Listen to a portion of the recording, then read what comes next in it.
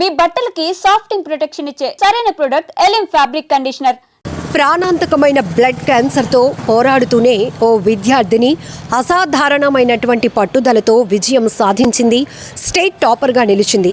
ఛత్తీస్గఢ్ రాష్ట్రం కాంకేర్ జిల్లాకు చెందిన 10వ తరగతి విద్యార్థిని ఇషికా బాలా ఈ వ్యాధి వల్ల 1 year నుంచి కూడా తను స్కూల్కి వెళ్ళలేదు. అయినప్పటికీ కూడా తల్లిదండ్రుల ప్రోత్సాహం, ఉపాధ్యాయుల కృషి ఫలితంగా ఆమె ఛత్తీస్గఢ్ రాష్ట్రం సెకండరీ బోర్డు ఫలితాల్లో 99.17% ఉత్తీర్ణతతో స్టేట్ టాపర్గా నిలవటం ఇప్పుడు ప్రతి ఒక్కరూ ఆమెను ప్రశంసలతో ముంచెత్తుతున్నారు. ఇంకొక వైపు ఆ ప్రాణాంతకమైన వ్యాధి ఏదైతే ఉందో అది తగ్గుముఖం పట్టాలని, భగవంతుడు ఆమెకు మంచి జీవితం ఇవ్వాలని బ్లెస్సింగ్స్ కూడా ఇస్తున్నారు నెటిజన్స్.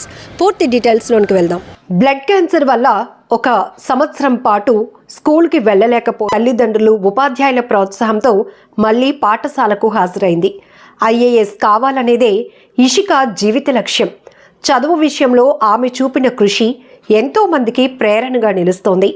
ఇషికా సామాన్య రైతు కుటుంబానికి చెందిన విద్యార్థిని. ఆమె తండ్రి శంకర్ ఇప్పటికే ఆమె ట్రీట్మెంట్ కోసం 15 లక్షల వరకు ఖర్చు చేశారట.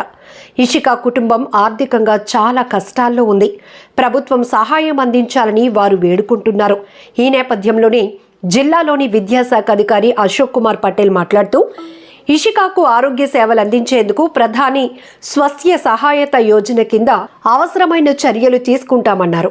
ఇషికాకు అవసరమైన వైద్య సాయం అందించి ఆమె ఆశయాలు సాకారమయ్యేలా ప్రభుత్వం యత్నిస్తుందన్న నమ్మకాన్ని, భరోసాని, ధైర్యాన్ని ఇషికా బాలకు చెప్పారు జిల్లా అధికారులు.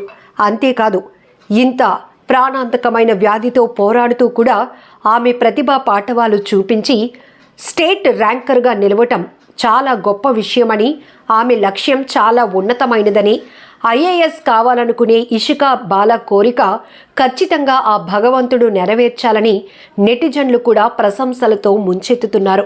మొదట ఆమె ఆరోగ్యం కుదుటపడాలని ఆ భగవంతుణ్ణి వేడుకుంటున్నామంటున్నారు నెటిజన్లు. మరొక వైపు IAS కావాలన్న నీ లక్ష్యం ఖచ్చితంగా నెరవేరుతోంది.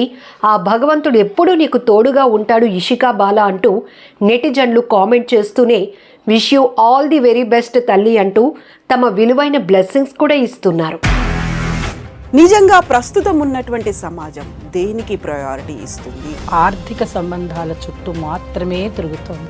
మళ్ళీ ఎన్నికలంగానే చాలా విరక్తి కలుగుతున్నాం. మంచి అనిపిస్తుంది కదా, లేడీస్ కూడా ఛాలెంజింగ్ జాబ్స్ చేసినప్పుడు చాలా బాగుంటది. ట్రాఫిక్ అసిస్టెంట్స్ గా నియమించిన ట్రాన్స్జెండర్స్ అందరితో సాల్యూట్ చేయించుకుంటున్నారు. ఫుడ్ డెలివరీ ఇవ్వటానికి వెళ్ళినటువంటి డెలివరీ బాయ్ అనిల్ పై కళ్ళ ముందు